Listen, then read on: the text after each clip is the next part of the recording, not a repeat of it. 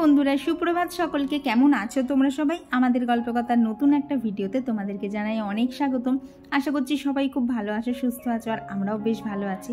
আর আজকের ভিডিওটা একদমই সকাল থেকে শুরু করে দিয়েছি। আজকে এখন ধরো সময়টাই সকালে 6:30 মতো, আর ঘুম থেকে উঠেই মোটামুটি একটা ফ্রেশ হয়ে আর কি নাইটিটা এখনও চেঞ্জ করিনি, কারণ বাসি কাজটা কমপ্লিট করার পরেই না নাইটিটা চেঞ্জ করবো। না হলে এই যে ঘরটার ঝাঁট দেওয়া, তারপরে ধরো রাস্তা ঝাঁট দেওয়া, এইসবগুলো করতে করতে না এই নাইটিটা পুরো একদম ঘামে ভিজে যায়। আর তারপর রাস্তায় জল দেওয়া হয়, তো সেটা করতে গিয়েও কিন্তু নাইটিটা ভিজেই যায়। তো সেই জন্য না সকালবেলা বাসি নাইটিটা চেঞ্জ করি না, এই যে বাসি কাজগুলো কমপ্লিট করেই তারপরেই নাইটিটা চেঞ্জ করব। তো এইদিকে দেখতেই তো পেলে সমস্ত ঘরের বিছানাগুলো ক্লিন করে ঘর ঝাড় দেওয়াটাও কমপ্লিট হয়ে গেছে। এখন এই যে এই ধুলোগুলোকে রাস্তায় পার করে এইবার পালা হচ্ছে রাস্তা ঝাড় দেওয়া। তো এইগুলো তোমাদের সাথে আর সবসময় শেয়ার করা হয় না, তবে প্রত্যেক দিনই জানো তো সকালবেলা যত দেরি হোক না কেন এই কাজ কটা কিন্তু আমায় করতেই হবে, না হলে আমি অন্যান্য কাজগুলোকে না শুরু করতে পারি না। আর এই যে ঝাঁট দেওয়ার পালা সমস্তটাই কমপ্লিট হয়ে গেছে। এখন রাস্তায় জলটা দিয়ে সোজা চলে গেছিলাম ওপরে। আর জানো তো বললাম না এইগুলো করতে গিয়ে অনেকটাই ঘেমে যায়। তো আগে কি করতাম বলো তো, জাস্ট একটুখানি ভেজা গামছা দিয়ে হাত পাটা মুছে নিতাম, তবে ইদানিং করে শুরু করেই দিয়েছি একদম গা ধুয়েই কিন্তু তারপরেই নাইটিটা চেঞ্জ করি। কি বলো তো, শীতকালে তো এগুলো করা যাবে না, তাই আগে করতাম না, কিন্তু ইদানিং যা গরম পড়েছে একবার করে গা না ধুলে না আর চলছে না। তো এই দেখো এখানে কিন্তু আমার এসে গোপুসোনাকেও স্নান করানো হয়ে গেছে। এখন এই যে ঠাকুরের প্রথম সেবাটা দিয়ে নিলাম। তো সকালবেলা শুধু গোপালকেই সেবা দিই, কারণ বাউন আমাদেরকে বলে গেছে যে রাধা গোবিন্দের সেবা দুবার দিলেই যথেষ্ট। তো সেই জন্য না এখন দুবারই রাখছি, কারণ দেখো আমি যে নিয়মটা চালু করবো সেটাকে তো আমায় সবসময় পালন করে চলতে হবে।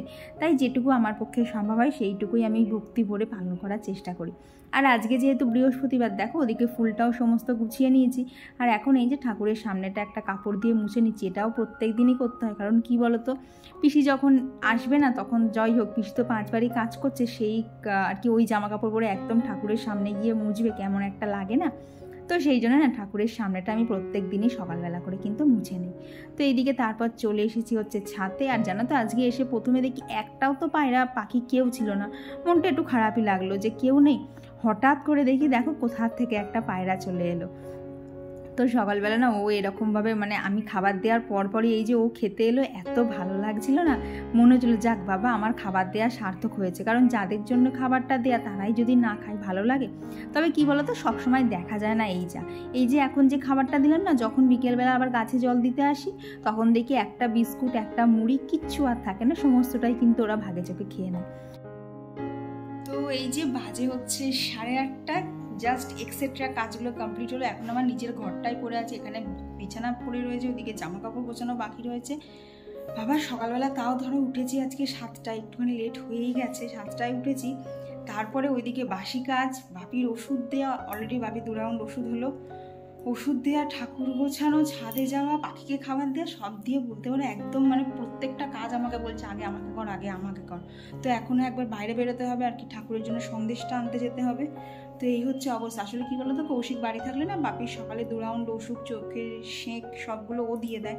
যেহেতু ও নেই সমস্ত কিছুই আমাকে করতে হচ্ছে, মানে 1 গ্লাস জল খেতে হলেও মনে করে নিচ থেকে আনতে হচ্ছে। যার ফলে দেখো জানলায় একটা জলের বোতল নিয়ে আনা, মানে এত জল তেষ্টা পেয়েছে। এখন আবার নিচে যাবো জল আনবো, ও তারপরে আবার ওপরের কাজগুলো করবো। তো চলো বাকি গল্প কাজ করতে করতে হচ্ছে, আগে কাজগুলো শুরু করি, না হলে আবার ওদিকে পুজোর দেরি হয়ে যাবে। আর আজকে না সকাল সকাল আগে ওপরের কাজটা সেরে নিয়েছি। এইবার কিন্তু আমাকে নিজের ঘরটাকেই ক্লিন করতে হবে, কারণ ঘরটার অবস্থা একদমই খারাপ। কারণ বাসি বিছানাটাও এখনও তোলা হয়নি, ওই যে সকালবেলা উঠেই আগে নিচে যেতে হয়, না হলে আবার বেশি দেরি হয়ে গেলে বাপি রাগারাগি করবে যে এত দেরি হচ্ছে এত দেরি হচ্ছে। কিন্তু কি হয় বলো তো, রাত্রিটা জেগে একটুখানি তো এডিট করতে হয়। সকালবেলা সত্যি কথা বলতে ঘুম থেকে উঠতে খুব কষ্ট হয়, কিন্তু ওই যে একার সংসারে কষ্ট কি আর প্রাধান্য পায় বলো? একার সংসারে তোমাকেই কাজ করতে হবে, তুমি করলে কাজ হবে, না করলে কিন্তু কাজ কিছুই হবে না। তো এই যে এখন এখানে ঘরটা ঝাড় দিয়ে নিচ্ছি। আর কি বলো তো, পরিপাটিভাবে যদি গুছিয়ে সংসার করতে হয় তার জন্য পরিশ্রম বলো, বুদ্ধি বলো, গুণ সব কিছুই তো দরকার। তবে তার সঙ্গে আমার মনে হয় আরও একটা যে জিনিস দরকার সেটা হচ্ছে নিজের যত্ন নেওয়া, আর কি নিজের প্রতি খেয়াল নেওয়া। নাহলে ওই যে সারাদিনে কাজের শেষে যখন আমি আয়নার সামনে দাঁড়াবো তখন যদি নিজেকে রুক্ষ শুষ্ক লাগে, তখন কিন্তু সারাদিনের শেষে যতই কাজ করি নিজেকে যদি নিজের ভালো না লাগাতে পারি তাহলে কিন্তু কেউ আমাকে ভালো রাখতে পারবে না। তো সেই জন্যেই বলতে পারো সমস্ত কাজের মধ্যেও কিন্তু আমি নিজের যত্ন নেওয়ার চেষ্টা করি। কারণ দেখেছি অনেকেই বলে যে সংসার করতে হলে মানে বুদ্ধি গুণ এইগুলোই দরকার। তবে আমার মনে হয় জানো তো এইসবের পাশাপাশি কিন্তু নিজেরও যত্ন নেওয়া দরকার। আর জানো তো এই যে ঘরটা যেই ঝাড় দেওয়া, যেই না একটুখানি গাছে জল দিতে এসেছি, দেখো আজকে দেখি একটা প্রজাপতি বসে রয়েছে আমার মানি প্ল্যান্ট গাছের পাতায়। দেখে এত ভীষণ ভালো লাগলো না। জানো তো মাঝে মধ্যে না ছোট্ট ছোট্ট পাখিও আসে, তবে ওরা এসেই এত তাড়াতাড়ি চলে যায়, সেগুলোকে আর ক্যামেরাবন্দি করা হয় না। তবে আজকে দেখলাম প্রজাপতিটা অনেকক্ষণই ছিল, তাই তোমাদের সাথে একটু শেয়ারও করে দিলাম। কি ভালো লাগে না বলো, ঘরের জানলা দিয়ে যদি এত সুন্দর সুন্দর দৃশ্য দেখা যায়। তো এইদিকে এই যে এখন রেডি হয়ে নিচ্ছি, যাবো একটুখানি বাজারে, আর কি টুকটাক কিছু জিনিস কেনার আছে। তো এখানে বাইরে যারও, তাই একটু নিজের স্কিন কেয়ার তো করে নিতেই হবে। তো দেখো এখানে প্রথমে অ্যালোভেরা জেল অ্যাপ্লাই করে নিয়েছি, তারপর লোটাসের একটা সানস্ক্রিন অ্যাপ্লাই করে নিলাম, কারণ সানস্ক্রিন ছাড়া তো বাইরে বেরোনোই যাবে না। তো বাইরে গিয়ে না মেনলি নিয়েছিলাম হচ্ছে ঠাকুরের জন্য একটুখানি আর কি মিষ্টি নিয়েছিলাম, আর কিছু টুকটাক মানে রান্নার জিনিসপত্র ছিল।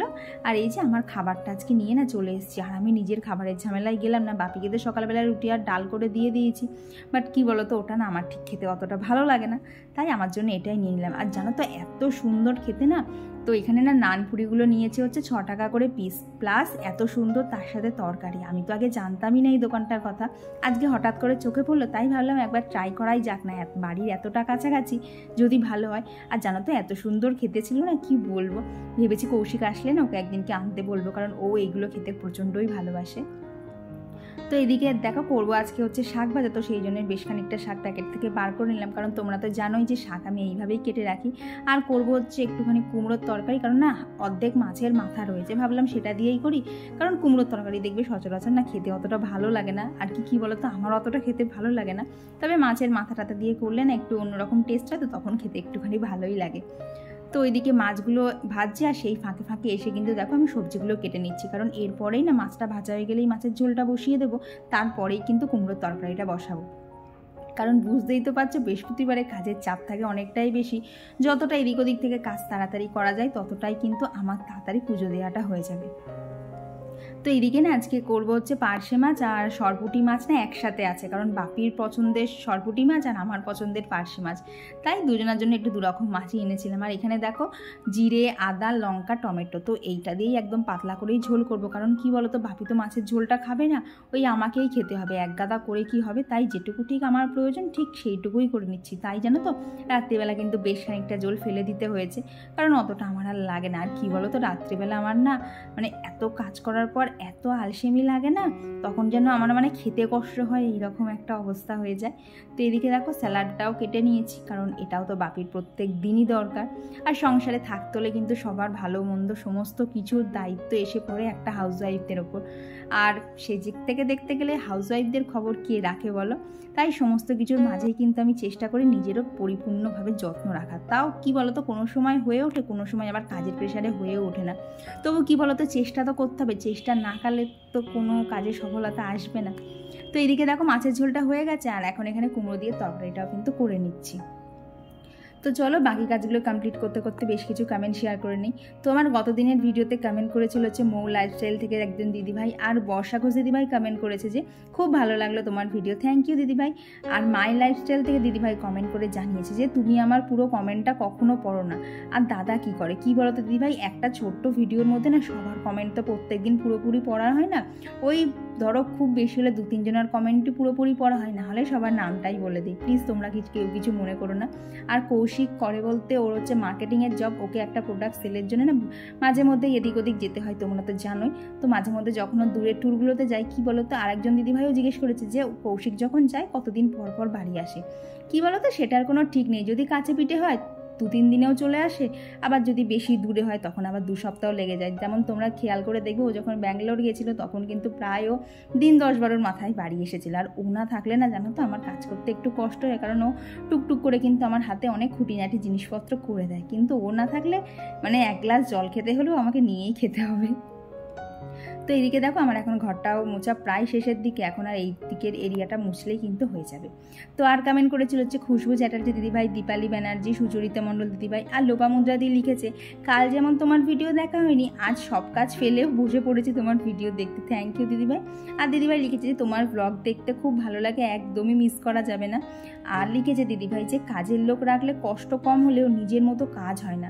এটা ঠিক গো দিদিভাই, নিজে আমরা যতটা গুছিয়ে করি কাজের লোক রাখলে অতটা হয় না, কিন্তু কী বলো তো, একার হাতে আমার পক্ষে পুরো বাড়িটা না মেনটেন করাও সম্ভব হয়ে ওঠে না, কারণ দেখো তো সকাল থেকে এক নিঃশ্বাসে চলে। তাই যদি পিসি এসে একটু বাসনটা মেজে দেয়, এই ধরো সকাল থেকে যে বাসনগুলো বেরোয়, আর যদি নিচের ঘরটা মুছে দেয় না, তাহলে আমার একটুখানি বলতে পারো কষ্ট কম হয়। ওই টাইমটা আমি একটু রেস্ট নিতে পারি। কিংবা আমার ভিডিওর এডিটিংয়েরও একটা কিন্তু বিশাল সময় লাগে, প্রায় একটা ভিডিওর পিছনে আমার 5 থেকে 6 ঘন্টা লাগে। তো সেই টাইমটার ক্ষেত্রেও কিন্তু একটুখানি সুবিধা হয়। আর কি বলো তো, এই রান্নার পরে না কড়াটা মাজতে আমার খুব কষ্ট হয়, তখন হাত কাঁধ সব ব্যথা হয়ে যায়। তো বলতে পারো এই জন্যেই পিসিকে মেনলি রাখা। তো এদিকে দেখো স্নান কমপ্লিট করে স্কিন কেয়ার করে চলে এসেছি হচ্ছে ঠাকুর ঘরে। এখন ঠাকুরের পুজোটা দিয়ে নেব। কি বলো তো, বৃহস্পতিবারে না ঠাকুর পুজো করতে মেন সময়টা লাগে হচ্ছে এই যে ঘরটা বেশ যত্ন সহকারে পাততে হয়, আর পাঁচালি পড়তে কিন্তু অনেকটাই সময় লাগে। আর মা যে পাঁচালির বইটা কিনে রেখেছিল সেটা প্রায় 7-8 পাতা পাঁচালি, তো সেটাও পড়তে কিন্তু প্রায় মিনিট 15-20 লেগে যায়। তো বলতে পারো এই জন্যই না বৃহস্পতিবারে পুজোটা দিতে সময় লাগে। তো এখানে না ফুলটা গতদিন আনা ছিল, তো তাই বলতে পারো যে জবা ফুলগুলো দিয়েছিল না, সেগুলো আর আস্ত ছিল না, একদম কেমন নরম হয়ে পচা পচা হয়ে গেছিলো। তাই আজকে আর ঘটে তুলসী পাতা জবা ফুলটা দিতে পারলাম না। তো কি আর করা যাবে বলো, যখন যেমন তখন সেমন। কারণ কি বলো তো, বাজারে তো বেরিয়েছিলাম ফুল আনা যেত, কিন্তু মিষ্টির দোকানটা বাড়ির থেকে যতটা কাছে, ফুল আনতে গেলেও 3 ডবল আমাকে হেঁটে যেতে হবে। তো সেই জন্যই না গতকাল এনে রেখেছিলাম। তো এইখানে দেখো আমার পুজো দেওয়া কিন্তু একদম কমপ্লিট হয়ে গেছে। আর জানো তো, স্নান সেরে শান্ত মনে যখন এইভাবে পুজো দেই না, আমার নিজেরও কিন্তু মনের মধ্যে একটা অদ্ভুত ফ্রেশনেস কাজ করে। তখন মনে হয় না সারাদিনটা আমার খুব ভালোভাবেই কেটেছে। আর পুজো টুজো দেওয়ার কমপ্লিট করার পর জানো তো অন্যদিন ভিডিও তারা থাকে, তবে সেটা আজকে আর ছিল না, কারণ বৃহস্পতিবারে তোমাদের সাথে কোনো ব্লগ শেয়ার করিনি।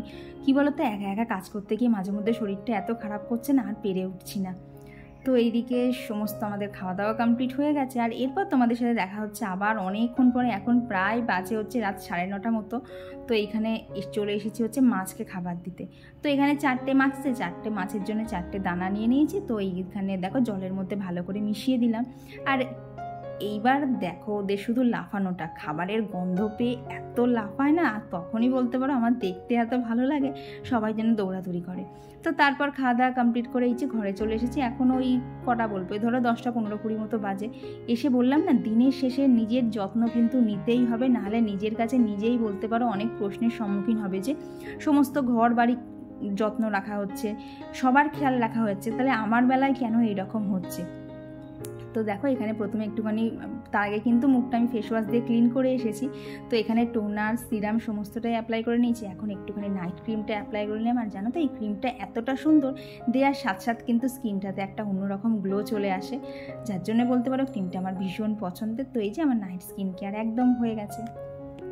তোমাদের সাথে দেখা হচ্ছে বহুক্ষণ পরে। এখন প্রায় রাত 10:30 বাজে। নিজের সমস্ত কাজ তো কমপ্লিট করে উপরে চলে এসেছি।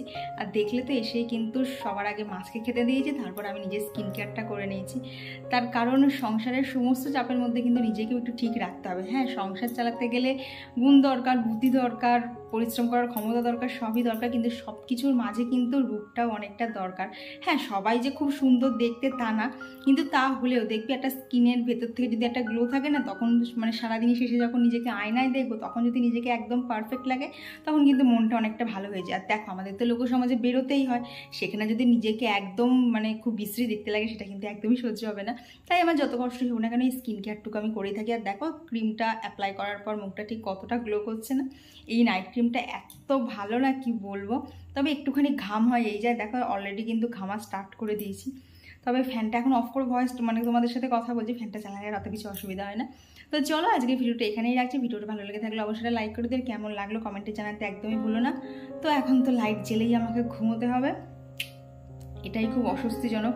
সেই ভোর রাত ধরো 3:30 4টা নাগাদ যখন ঘুমটা একটুখানি ভাঙে, ওই এপাশ ওপাশ ঘুমই হয় আর কি, ঘুমটা যখন ভাঙে তখন উঠে রড লাইটটা অফ করে জিরোটা জেলে আমি শুই। সেইটাই বলতে পারো মেন ঘুম, যার জন্য না এই কদিন সকালে উঠতেও প্রায় 6:45 7টা হয়ে যাচ্ছে। তো কিছু করার নেই, দেখি আর বেশ কয়েকটা দিন বাকি আছে। তো চলো আজকে টাটা।